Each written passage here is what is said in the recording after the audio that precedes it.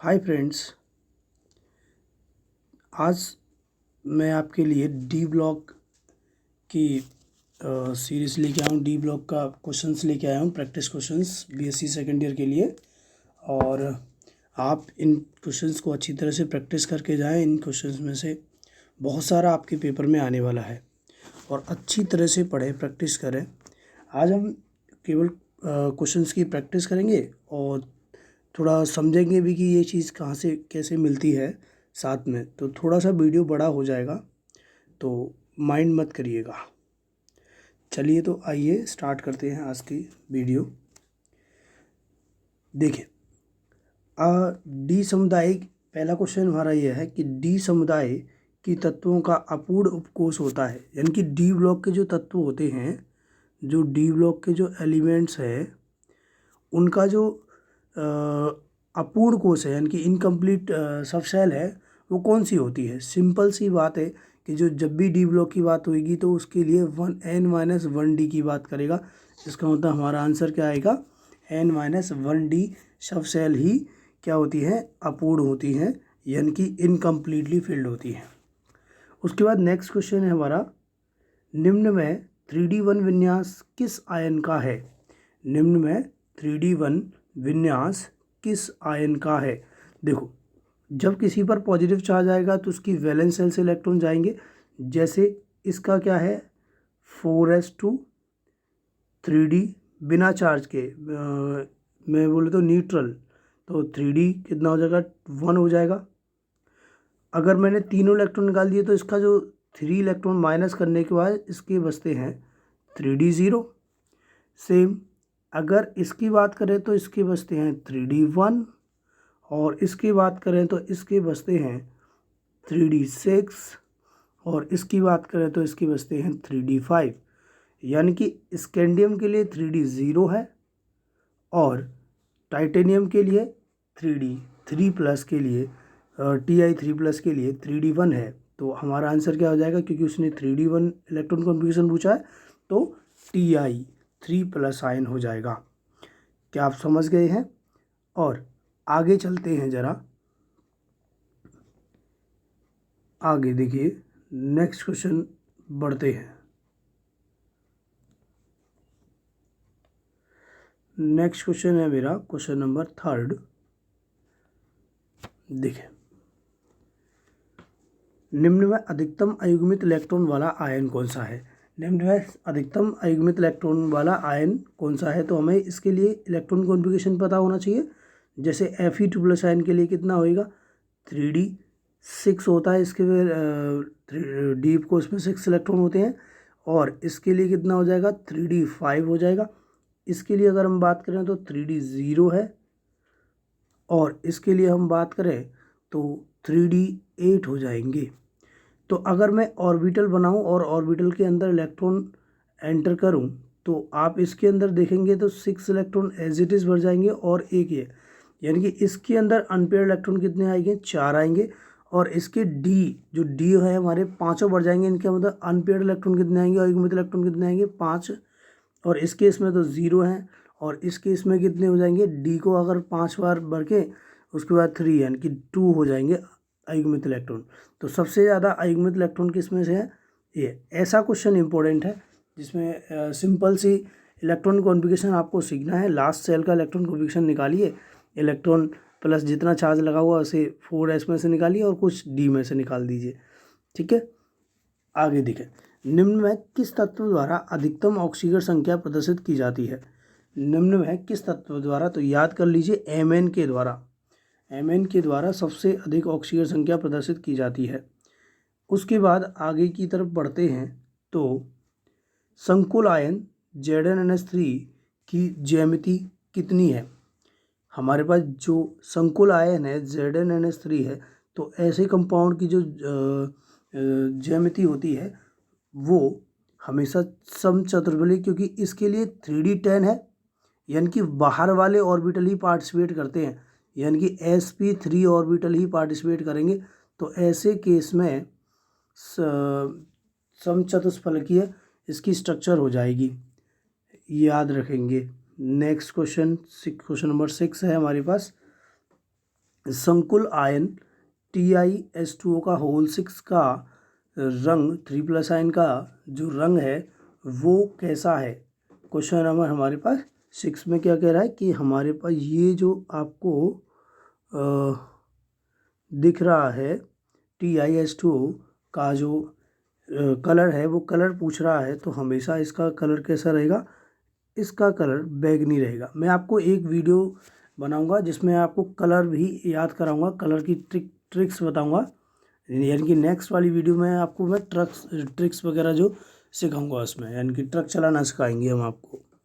उसके बाद अगला नेक्स्ट बात करते हैं, नेक्स्ट क्वेश्चन क्या है हमारे पास, जरा नेक्स्ट क्वेश्चन देखते हैं।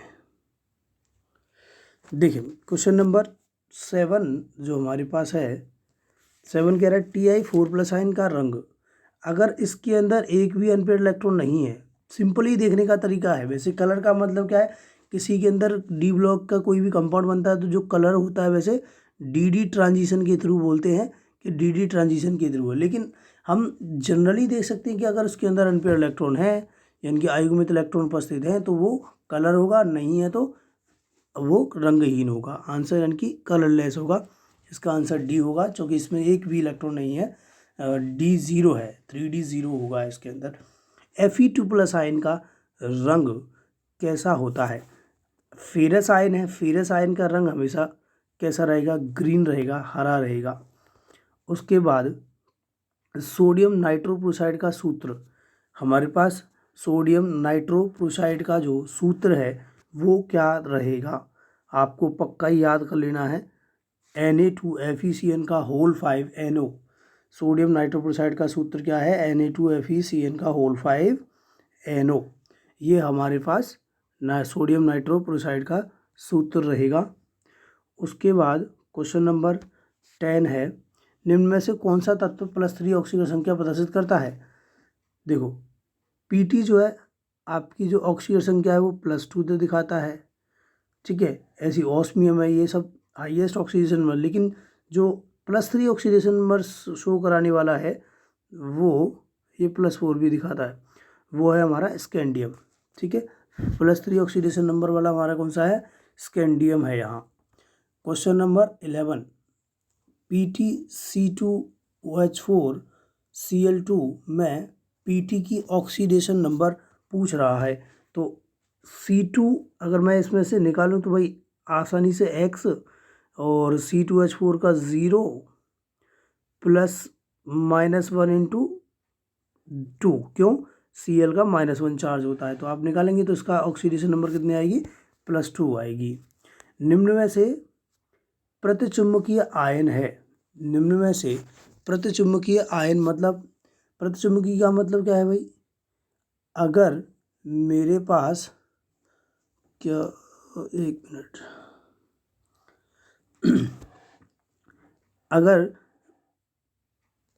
प्रतिचुंबकीय आयन का मतलब होता है डायमैग्नेटिक, डायमैग्नेटिक का मतलब है किसी के अंदर अनपेयर्ड इलेक्ट्रॉन 0 होने चाहिए, तो इनके अंदर अनपेयर्ड इलेक्ट्रॉन मिलेंगे, इनके अंदर भी मिलेंगे, इनके अंदर भी मिलेंगे, लेकिन Zn के अंदर कोई अनपेयर्ड इलेक्ट्रॉन नहीं है, यानी कि अयुग्मित इलेक्ट्रॉन एक भी नहीं है, तो इसीलिए यह प्रतिचुंबकीय आयन बनाएगा। एंड क्वेश्चन नंबर 13 पे अगर हम बात करें तो क्वेश्चन नंबर 13 क्या कह रहा है, निम्न में अनुचुंबकीय संकुल कौन सा है, निम्न में अनुचुंबकीय संकुल कौन सा है। तो अगर आप इन सब के अंदर देखेंगे तो सबके अंदर अनपेयर्ड इलेक्ट्रॉन मिल जाएंगे आपको, तो सभी के सभी अनुचुंबकीय होंगे, यानी कि मैं आपसे बोल रहा हूँ यहाँ एक वर्ड बोल के जा रहा हूँ, अनपेयर्ड मतलब अयुग्मित इलेक्ट्रॉन, जिनके अंदर भी अयुग्मित इलेक्ट्रॉन होंगे वो अनुचुंबकीय होंगे, मैग्नेटिक मोमेंट रहेगा उनके अंदर, ठीक है, वो कलर्ड भी रहेंगे, तो ये चीज़ आपको याद रखनी है। उसके बाद डी ब्लॉक की स्थिति कहाँ है, सबको पता है, एस और पी ब्लॉक के मध्य है। उसके बाद क्वेश्चन नंबर 15, निम्न में शून्य चुंबकीय आघूर्ण का आयन है, सबसे कम यानी कि 0, जिसके अंदर बात करें तो अनपेयर्ड इलेक्ट्रॉन अगर 0 हैं तो उनका शून्य चुंबकीय आघूर्ण होगा। मैंने बताया अयुग्मित इलेक्ट्रॉन के लिए चुंबकीय आघूर्ण का मान भी आपको चेक कर सकते हैं यहाँ से, तो हमेशा सी यू का मतलब है इसके अंदर सी यू प्लस के अंदर आपका अनुचुंबकीय अनपेयर्ड इलेक्ट्रॉन यानी कि अयुग्मित इलेक्ट्रॉन जीरो आएंगे, इसलिए चुंबकीय आघूर्ण इसका जीरो है। निम्न विन्यास स्थायी विन्यास है, कौन सा विन्यास स्थायी विन्यास है? तो हम बोलेंगे सभी, क्योंकि D5 अनपेयर्ड इलेक्ट्रॉन आ रहा है, D10 फुलफिल्ड है और ये एम्प्टी है, तो तीनों ही हमारे जो इलेक्ट्रॉनिक कॉन्फ़िगरेशन है वो मोस्ट स्टेबल है, मोर स्टेबल है कह सकते हैं। उसके बाद निम्न में क्षारीय ऑक्साइड है, इसमें कौन सा क्षारीय ऑक्साइड होगा ये आपको हमें बताना है। क्या आप बता सकते हैं इसका आंसर? तो याद रखिए क्षारीय ऑक्साइड के लिए क्या आएगा, जिनकी Mn का अगर मैं बात करूँ Mn के लिए, तो Mn +1 से या +2 से +7 तक ऑक्सीडेशन नंबर दिखाता है। तो जितनी ज़्यादा लोअर होगी इसकी ऑक्सीडेशन नंबर, उतना ही ज़्यादा ये क्षारीय ऑक्साइड बनाएगा। जितनी ज़्यादा होगी ऑक्सीडेशन नंबर, ये अम्लीय ऑक्साइड बनाएगा। और मिडिल में जो होंगी वो कैसा बनाएगा, ये न्यूट्रल बनाएगा, यानी कि उसको हम एम्फोटेरिक बोलेंगे, न्यूट्रल तो नहीं बोल सकते। एम्फोटेरिक मतलब उभयधर्मी, दोनों का कार्य करती हो जो, ठीक है। तो यहाँ पर MnO की ऑक्सीडेशन नंबर कैसी है, कम है, इसीलिए यह क्षारीय ऑक्साइड बनाएगा, ठीक है। निम्न में प्रबलतम अम्लीय ऑक्साइड कौन सा है? मैंने अभी आपको बताया जिसकी ऑक्सीडेशन नंबर ज़्यादा, Mn के केस में अगर ऑक्सीडेशन नंबर ज़्यादा होती जा रही है तो आप क्या बोल देंगे कि वो कैसा है, अम्लीय ऑक्साइड बन जाएगा, ठीक है। तो आंसर क्या होगा, Mn2O7, इसके अंदर +7 ऑक्सीडेशन नंबर आ रही है हमारी, और इसके अंदर +4 आ रही है, इसके अंदर +2 आ रही है, इसके अंदर +6 आ रही है। तो सबसे ज़्यादा क्षारीय कौन सा होगा, अम्लीय कौन सा होगा, Mn2O7। तो एक बात तो क्लियर हुई कि अगर ऑक्सीडेशन नंबर कम होगी तो क्षारीय, ऑक्सीडेशन नंबर ज़्यादा होगी तो अम्लीय, ठीक है। आगे चलते हैं, नेक्स्ट है 19, क्वेश्चन नंबर 19 में देखेंगे तो निम्न में से कौन सा विन्यास संक्रमण तत्व का नहीं है? संक्रमण तत्व का विन्यास निम्न में से कौन सा नहीं है? देखो जिसमें डी एलिमेंट होगा, यानी कि डी उपकोष होगा, वो तो है, क्योंकि संक्रमण तत्व डी ब्लॉक के तत्व भी कहते हैं, ठीक है। तो इसका मतलब इसके अंदर डी नहीं है, तो ये डी ही आंसर हो जाएगा। क्वेश्चन नंबर 20 है, फिशर लवर्ड कौन सा है? याद कर लीजिए, पक्का याद कर लीजिए, K3CONO2 का होल 6 फिशर लवर्ड होता है। स्विट्जर अभिकर्मक कौन सा है? याद कर लीजिए इसको भी, जो याद करने वाली बात है वो जो लर्न करने वाली चीज़ें हैं, जैसे CuNS3 का होल 4 SO4 स्विट्जर अभिकर्मक है। उसके बाद अगला क्वेश्चन है मेरे पास, Mn2+ आयन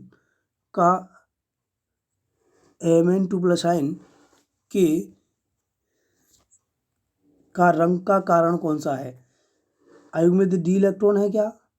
क्या नाभिकीय आवेश है क्या? सी चुंबकीय आघूर्ण है क्या? बताओ। क्वेश्चन नंबर 22 का सिंपल है, मैंने कहा अयुग्मित इलेक्ट्रॉन होंगे तो क्या होगा, वो आयन रंगीन होगा।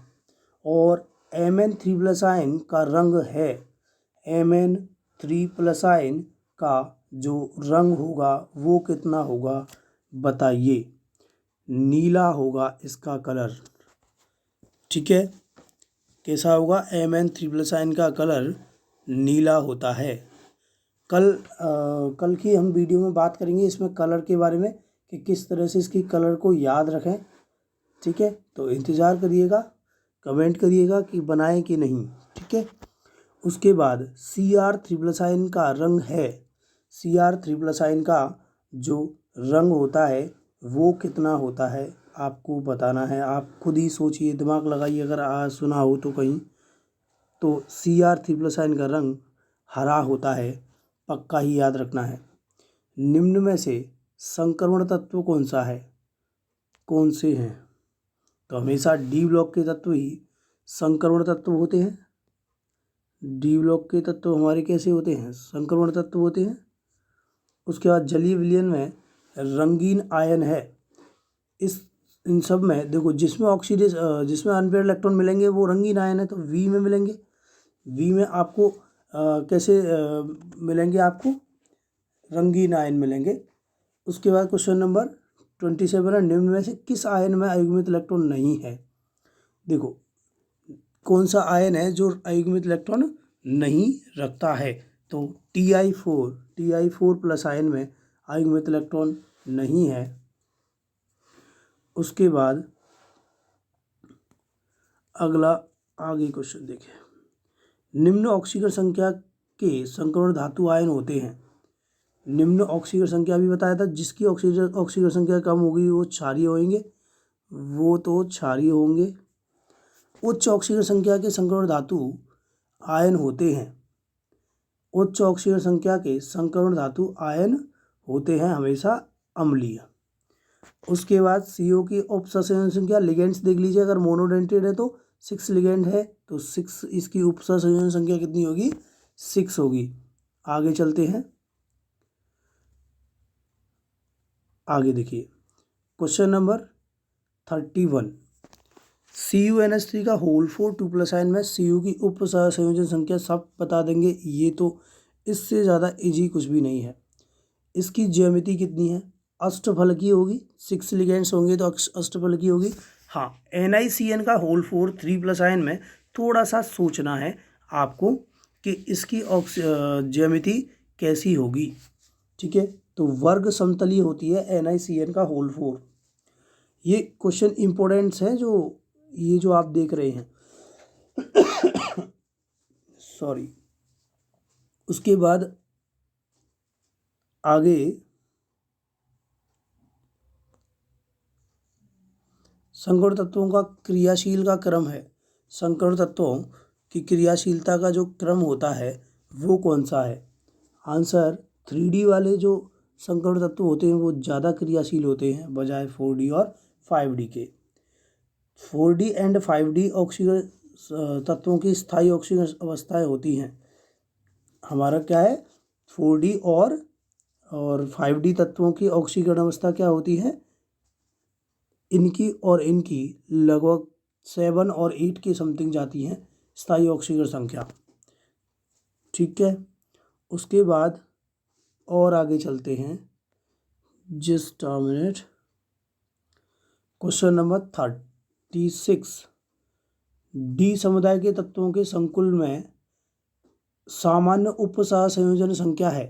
D समुदाय के तत्वों के संकुल में सामान्य ऑक्सीकरण संख्या होती है, उपसहसंयोजन संख्या होती है, उपसहसंयोजन संख्या। उपसहसंयोजन संख्या वो कभी कभी मैं मिस्टेक बोलने में कर देता हूँ। जैसे पहला जो क्वेश्चन डाला था वो जो है, मैं रेड बोल रहा था, ब्लू था, उसका आंसर वो सही है, ब्लू ही रहेगा। वो रेड बोल गया था पहली वाली वीडियो में, जो अभी आप देख चुके होंगे, ठीक है। तो D समुदाय के तत्वों के संकुल में सामान्य उपसहसंयोजन संख्या कितनी होगी बताएं। 4 और 6 होती है, पक्का ही 4 और 6 होती है। किस इलेक्ट्रॉन विन्यास के तत्वों की सबसे अधिक ऑक्सीजन संख्या होती है। कौन सा इलेक्ट्रॉनिक विन्यास है जिसमें सबसे देखो 2 और 5 7, इस केस में 3 मेरे पास 2 ही इलेक्ट्रॉन निकलेंगे और 2 यहाँ से, तो अधिकतर किस में होगी, सबसे ज़्यादा किस में होगी, 5, यानी कि सारे के सारे इलेक्ट्रॉन निकल जाएंगे। इस केस में केवल अनपेयर्ड वाले निकल सकते हैं, पेयर्ड वाले कैसे निकल जाएंगे, ठीक है। तो किस विन्यास में अधिकतम अयुग्मित इलेक्ट्रॉन है, तो ऑब्वियसली 3D 5 में होंगे, 5 अनपेयर्ड इलेक्ट्रॉन होंगे। किस विन्यास का चुंबकीय आघूर्ण न्यूनतम है, किस विन्यास का चुंबकीय आघूर्ण न्यूनतम होता है, सबसे कम, जिसमें अनपेयर्ड इलेक्ट्रॉन कम से कम होंगे उसका चुंबकीय आघूर्ण सबसे कम होगा, न्यूनतम होगा। तो आप देख लीजिए, अनपेयर्ड इलेक्ट्रॉन निकालेंगे तो इसके अंदर कितने निकलेंगे, आप 5 इलेक्ट्रॉन भरेंगे, फिर 2 यहाँ और 2 यहाँ, यानी कि 3 अनपेयर्ड इलेक्ट्रॉन, इसमें 5 अनपेयर्ड इलेक्ट्रॉन, इसमें भी 5, इसमें 2, तो सबसे कम अनपेयर्ड इलेक्ट्रॉन किसमें है, ए में, तो न्यूनतम होगा इसका चुंबकीय आघूर्ण। किस विन्यास का चुंबकीय आघूर्ण अधिक है। अच्छा, आप चुंबकीय आघूर्ण का मतलब समझ रहे हैं, चुंबकीय आघूर्ण कैसे निकालते हैं, म्यू बराबर क्या है, n और n+2। यहाँ n क्या है, हमारे पास अनपेयर्ड इलेक्ट्रॉन है, जैसे आप अनपेयर्ड जितने ज़्यादा होंगे उसका चुंबकीय आघूर्ण उतना ही ज़्यादा होगा, और जिसका अनपेयर्ड इलेक्ट्रॉन जितने कम होंगे उसका चुंबकीय आघूर्ण उतना ही कम होगा। किस विन्यास का चुंबकीय आघूर्ण अधिक है? चुंबकीय आघूर्ण जिसमें अनपेयर इलेक्ट्रॉन सबसे ज़्यादा होंगे उसका अधिक होगा। 3d5 में सबसे ज़्यादा है, 5 है, तो आप वैल्यू पुट करेंगे तो सबसे ज़्यादा चुंबकीय आघूर्ण आ जाएगा इसके अंदर। उसके बाद निम्न में चुंबकीय अनुचुंबकीय आघूर्ण न्यूनतम है। कौन से में अनुचुंबकीय आघूर्ण न्यूनतम होगा? Cu2+ आयन में 1 ही एम्पीयर दिखेगा। संकोण धातु संकुल का रंग निर्भर करता है, बताइए। ये तो सबको पता है, आयुग्मित इलेक्ट्रॉन की संख्या पर निर्भर करेगा और अधिक नाभिकीय आवेश पे करेगा क्या? बताओ। बिल्कुल अधिक नाभिकीय आवेश होना चाहिए। लिगेंड्स की शक्ति पे भी निर्भर करता है। ये कॉम्प्लेक्स कंपाउंड में हम कोऑर्डिनेशन कंपाउंड वाले टॉपिक में पढ़ेंगे, ठीक है। सभी पर, यानी कि सभी पर ही करेगा। आयुग्मित इलेक्ट्रॉन पर भी करेगा, अधिक नाभिकीय आवेश पर भी करेगा, लिगेंड की शक्ति पर भी करेगा, यानी कि सभी पर करेगा। आगे चलते हैं। उसके बाद नेक्स्ट क्वेश्चन है, निम्न में किसका चुंबकीय आघूर्ण सबसे अधिक है? जिसके अंदर सबसे अधिक आपको अनपेयर इलेक्ट्रॉन दिखेंगे उसका चुंबकीय आघूर्ण सबसे अधिक होगा। नेक्स्ट वाली वीडियो में ये दोनों टॉपिक में बात कर लूँगा कि चुंबकीय आघूर्ण कैसे निकाला जाता है, अनपेयर इलेक्ट्रॉन कैसे निकाले जाते हैं, इलेक्ट्रॉन कॉन्फ़िगरेशन। एक्चुअली अभी सिर्फ प्रैक्टिस कर रहे हैं हम क्वेश्चंस की, ठीक है। आइए, तो इसका आंसर क्या आएगा इसमें, क्योंकि 4 अनपेयर इलेक्ट्रॉन होंगे इसमें। निम्न में कौन सा आयन प्रतिचुंबकीय आयन है? कौन सा आयन प्रतिचुंबकीय मतलब डायमैग्नेटिक, मतलब जिसके अंदर 0 या कम से कम अनपेयर इलेक्ट्रॉन प्रेजेंट होंगे, वो क्या है? प्रतिचुंबकीय आयन बनाएगा। तो इसके अंदर तो 0 है। सबसे कम चुंबकीय आघूर्ण वाला आयन कौन सा है? सबसे कम चुंबकीय आघूर्ण वाला आयन कौन सा है, बताइए। हमारे पास सबसे कम चुंबकीय आघूर्ण वाला आयन कौन सा होगा? आप इनमें ऑक्सीडेशन नंबर निकाल के देखेंगे, सॉरी अनपेयर इलेक्ट्रॉन नंबर निकाल के देखेंगे, तो सबसे कम किस में आएगा? इसमें केवल 1 अनपेयर इलेक्ट्रॉन, तो चुंबकीय आघूर्ण वाला कम होगा, ठीक है। बताओ, समझ में आया आपको? और ये प्रैक्टिस करिए क्वेश्चंस को और अपने दोस्तों को भी शेयर करो। और अगर आप चैनल पर न्यू हैं तो आप ज़्यादा से ज़्यादा इसको शेयर करें और सब्सक्राइब करें, लाइक भी करें और कमेंट भी करें। Thank you. आज के लिए इतना ही।